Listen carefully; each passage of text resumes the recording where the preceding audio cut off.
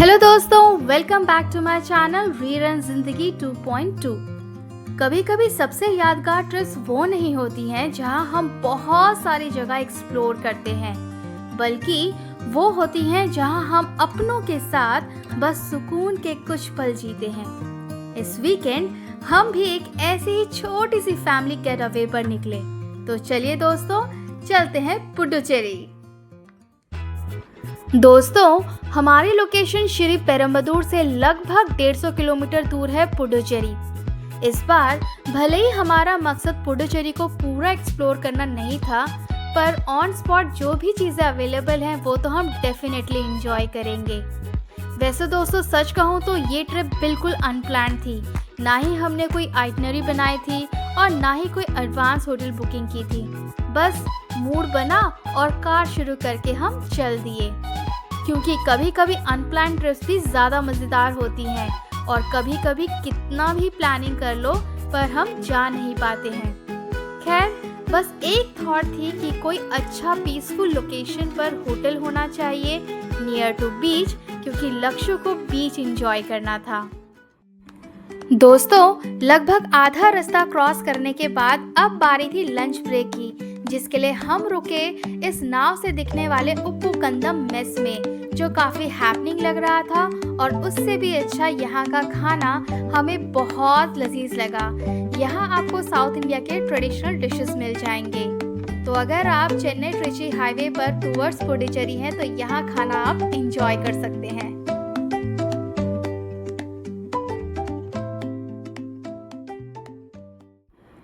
Finally दोस्तों, लगभग 3 घंटे के सफ़र के बाद हम एंटर कर रहे हैं पुडुचेरी, जहां ये वेलकम एंट्री गेट देख करके ही हमें तो फ्रेंच वाइब्स आने लगी। और उसके बाद का जो नज़ारा था, जस्ट वाओ। दोनों तरफ सड़क के हरे भरे पेड़। पुडुचेरी की ये पहली झलक ही हमारे दिल को छू गई। एकदम से जैसे वक्त बदल गया, जज्बात बदल गए। सच कहूँ, इसी एंट्री ने हमारे पूरे ट्रिप का एक्साइटमेंट और भी बढ़ा दिया।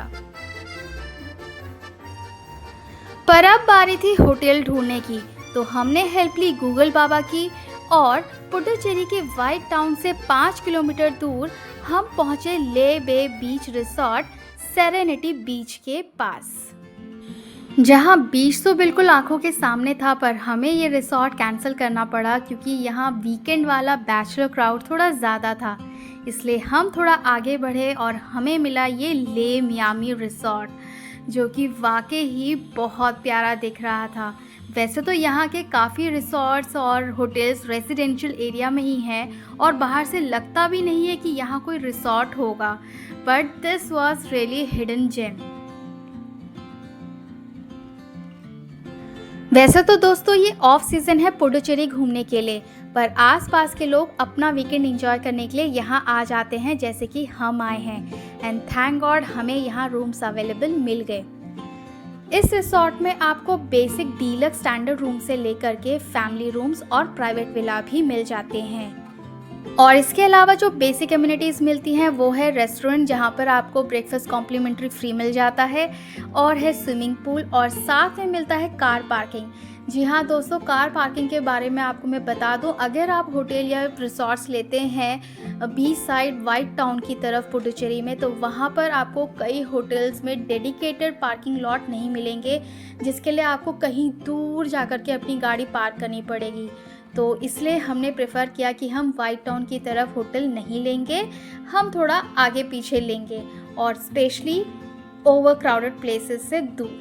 तो ये हमें बहुत ही अच्छा ऑप्शन मिल गया। तो दोस्तों, ये है हमारा डीलक्स रूम, जो मेरी छोटी फैमिली के लिए इनफ स्पेशियस है। यहाँ आपको study table, chair, double bed मिल जाते हैं, जहाँ मेरे ये दोनों नॉटीज खूब इंजॉय कर रहे हैं। साथ ही सामने मिलती है आपको एक बड़ी सी बैल्कनी, जहां आप बैठ करके सुकून के 2 पल एंजॉय कर सकते हैं। ट्रस्ट मी दोस्तों, यहाँ आपको भले बीच व्यू नहीं मिल रहा है जो आपको मोस्टली वाइट टाउन की तरफ मिल जाता है, बट यहाँ जो शांति थी ना, चिड़ियों की चहचहाट, वो दिल को खुश कर दे रही थी। और सच में कह रही थी कि really it was a good choice कि हम यहाँ पर रहने वाले हैं। दोस्तों, इस डिलक्स रूम का बाथरूम भी मुझे ठीक ठाक स्पेशियस लगा। सो ओवरऑल मुझे ये रिसॉर्ट काफ़ी अच्छा लगा, पर उससे ज़्यादा तो लक्षु खुश था क्योंकि उसको जाना था स्विमिंग पूल। तो उसने हमारा ज़्यादा टाइम वेस्ट ना होने दिया और हमें सीधे ले गया स्विमिंग पूल, जहाँ छोटे बच्चे क्या, हम बड़े बच्चे भी खूब इंजॉय कर रहे थे। स्विमिंग पूल की खास बात ये थी कि यहाँ 3 पार्टीशन थे, तो बच्चे अपने हिसाब से अपने अपने जोन पर स्विमिंग इंजॉय कर रहे थे।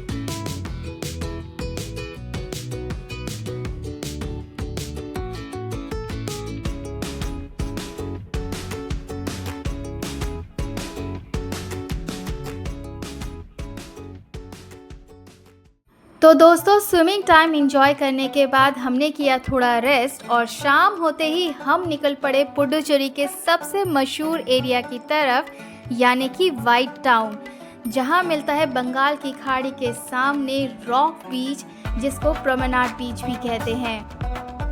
दोस्तों, इस वक्त पुडुचेरी तमिलनाडु में मिड जुलाई से होली मंथ शुरू हो जाते हैं, जिसके वजह से आपको मंदिरों के आसपास स्पिरिचुअल एक्टिविटीज़ देखने को मिलता है। मंदिर भी बहुत खूबसूरत तरीके से यहाँ सजे हुए होते हैं और साथ ही आपको रथ यात्राएं भी देखने को मिलती हैं, जो अक्सर सुबह और शाम होती हैं। यहाँ की इनफैक्ट पूरे साउथ इंडिया की रथ यात्राएं देखने में वाकई ही बहुत मज़ा आता है, क्योंकि यहाँ पर जब रथ यात्रा शुरू होती है तो उसके आगे होते हैं स्वयं गजराज। दोस्तों, हम जैसे जैसे व्हाइट टाउन की तरफ बढ़ रहे थे, पुडुचेरी का एक बिल्कुल ही अलग रूप देखने को मिल रहा था। रंग बिरंगी फ्रेंच स्टाइल की हेरिटेज बिल्डिंग्स, उनके खूबसूरत बैल्कनीज, साफ़ सुथरी सड़कें, छोटे छोटे कैफ़ेज़ और बेकरी शॉप्स, हर चीज़ में एक अलग ही चार्म था। कुछ देर के लिए तो सच कहूँ, ऐसा लग रहा था कि हम बिना पासपोर्ट वीज़ा के ही फ्रांस पहुँच गए हैं और वहाँ की खूबसूरत गलियों में घूम रहे हैं। व्हाइट टाउन की ये फ्रेंच वाइब्स ही पुडुचेरी को बाकी बीच डेस्टिनेशन से बिल्कुल अलग और ख़ास बना देती हैं दोस्तों। तो दोस्तों, इसी खूबसूरत सफ़र का मज़ा लेते हुए हम ऑलमोस्ट रॉक बीच पहुंच चुके हैं। सामने आप देख सकते हैं लाइट हाउस और यही है रॉक बीच की एंट्री गेट। पर सबसे पहले हमें यहां से जाना होगा हमारी कार पार्किंग के लिए पार्किंग लॉट पर। दोस्तों, रॉक बीच के एंट्री पॉइंट से लगभग आधा किलोमीटर के डिस्टेंस पर आपको मिलती है पेड पार्किंग सर्विस, जिसका नाम है ओल्ड पोर्ट ग्राउंड। यहाँ पर आपको कार पार्किंग के चार्जेस लगते हैं 50 रुपये और इस पार्किंग की क्लोजिंग टाइम है 9:30 PM। तो हमारे पास है 3 घंटे टू एक्सप्लोर दिस रॉक बीच और प्रमनाड बीच। दोस्तों, करीब 10 मिनट वॉक करने के बाद हम एंटर करते हैं रॉक बीच के साउथ एंड पर, जहां सामने आपको दिखते हैं चिल्ड्रन पार्क में मार्कस डुप्लेक्स जी की स्टैचू, जो 1867 से 1870 तक फ्रेंच इंडिया के गवर्नर रहे। उनके शासनकाल में पुडुचेरी में कई सड़कों और पब्लिक इंफ्रास्ट्रक्चर का विकास हुआ। आज भी व्हाइट टाउन की खूबसूरत आर्किटेक्चर और हेरिटेज उस इतिहास की कहानी बयां करता है। इसलिए इनकी स्टैचू में आप राइट हैंड में देख सकते हैं पुडुचेरी का मैप और लेफ्ट हैंड में इनकी तलवार। पर 1979 से पहले ये यहाँ नहीं थे। इनको यहाँ इंडियन गवर्नमेंट ने रिलोकेट किया था और अब इनकी जगह किनको दी गई है, ये मैं आपको वहाँ चल करके ही दिखाती हूँ।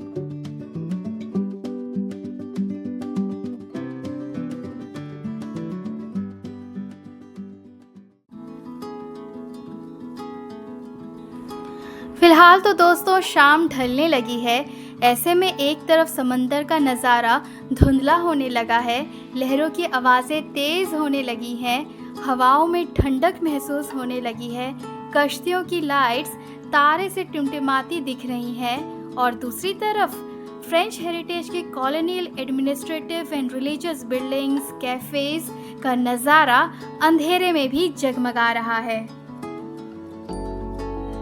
दोस्तों, इस 1.5 किलोमीटर के बीच साइड वॉकवे में आपको कई बिल्डिंग्स देखने को मिलेंगी, जैसे कि है ये BR अम्बेडकर मंडपम, जहां है पब्लिक लाइब्रेरी और अम्बेडकर जी की टीचिंग फैसिलिटीज़।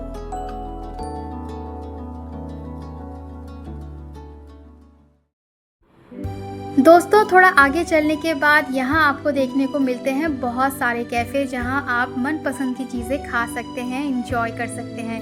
वैसे सच कहूँ तो यहाँ के कैफ़े इतने सुंदर लग रहे थे कि लोग यहाँ खड़े हो करके अपनी फ़ोटोज़ क्लिक करवा रहे थे।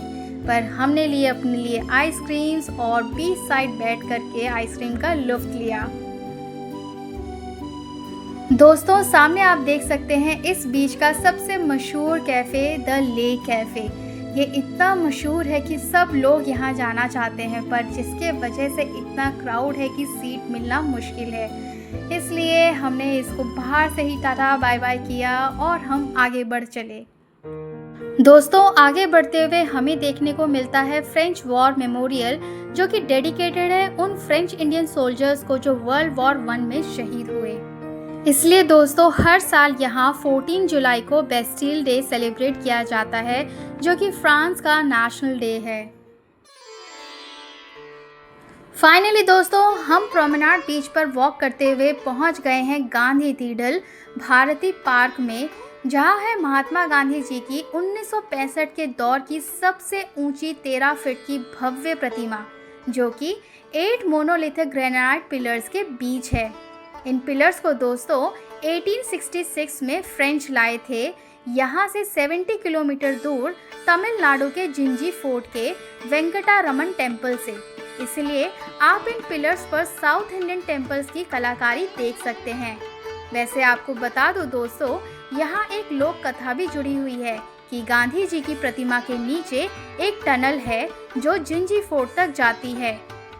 कहा जाता है कि पहले ये टनल खुली हुई थी, जिसमें कुछ लोगों की मौत सफोकेशन के वजह से हो गई थी, जिसके बाद इस टनल को बंद कर दिया गया। पर ऐसी कोई भी अनाउंसमेंट गवर्नमेंट ऑफिशियल्स ने कभी नहीं करी कि यहाँ कोई टनल है।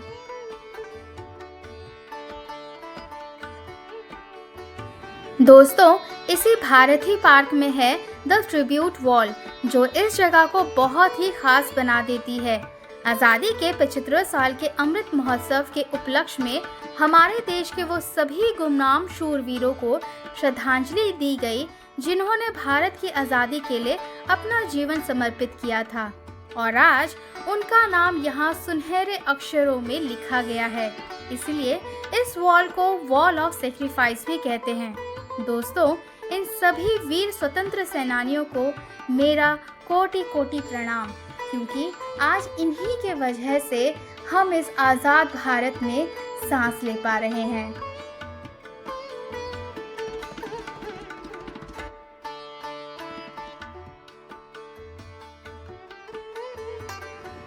दोस्तों ट्रिब्यूट वॉल के सामने ही आपको दिखती है जवाहरलाल नेहरू जी की प्रतिमा। जी हाँ दोस्तों, यहीं पर ही थी सबसे पहले गवर्नर मार्कस डुप्लेक्स जी की प्रतिमा, जिनको 1979 यानी कि लगभग 109 साल पहले इंडियन गवर्नमेंट ने रिलोकेट किया था चिल्ड्रंस पार्क में। फाइनली दोस्तों इस भारती पार्क का एक और हिस्टोरिकल मॉन्यूमेंट दिखता है, और वो है ओल्ड लाइट हाउस, जिसको रिस्टोर करके अब कल्चरल हेरिटेज सेंटर बना दिया गया है, जहां आप लोकल आर्टिफैक्ट्स देख सकते हैं, लाइब्रेरी यूज कर सकते हैं और भी बहुत कुछ इन सम नॉमिनल चार्जेस। तो दोस्तों रॉक बीच या प्रोमेनाड बीच सिर्फ कैफेस एंजॉय करने के लिए नहीं है, पर हिस्टोरिकली भी बहुत इम्पोर्टेंट जगह है।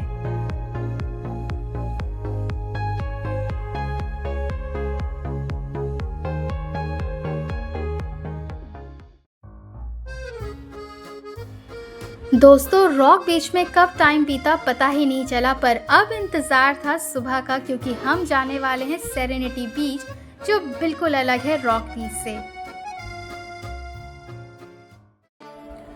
गुड मॉर्निंग दोस्तों, सुबह होते ही हमने किया ब्रेकफास्ट और निकल गए सेरेनिटी बीच की तरफ, जो कि बस 10 मिनट वॉकिंग डिस्टेंस पर है। पर दोस्तों ये रास्ता भी बहुत खूबसूरत था। जहाँ वाइट टाउन की रास्ते आपको फ्रेंच वाइब्स दे रहे थे, वहाँ ये रास्ते आपको टिपिकल साउथ इंडियन वाइब्स देंगे।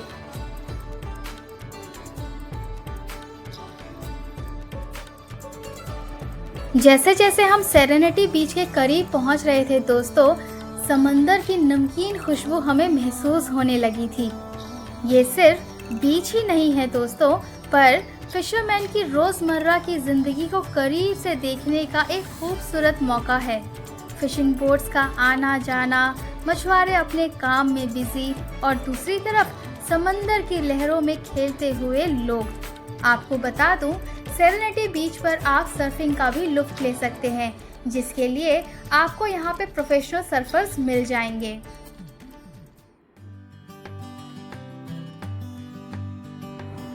दोस्तों, ऐसे तो पुडुचेरी में बहुत कुछ है देखने के लिए, पर क्योंकि ये ट्रिप रिलैक्सेशन ट्रिप थी, इसलिए हम सारी जगह घूम करके अपने आप को एग्जॉस्ट नहीं करना चाहते थे, क्योंकि कुछ अगली बार आने के लिए भी बहाना चाहिए था।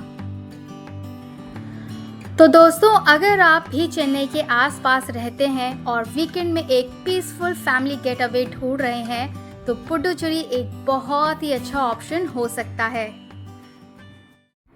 चलिए दोस्तों, अब इस खूबसूरत सफ़र को यहीं ख़त्म करते हैं और आपसे मिलते हैं हमारे अगले व्लॉग में। तब तक के लिए इस वीडियो को लाइक, शेयर और सब्सक्राइब करना ना भूलें। लेकिन दोस्तों, जाते जाते मैं आपको ईसीआर रोड पर ये नमक के खेत दिखाना चाहती हूँ, जो मैंने भी पहली बार देखे। सच में रोड ट्रिप्स की यही तो खूबसूरत बात होती है, हर नए माइल के साथ कुछ नया देखने और सीखने को मिल ही जाता है।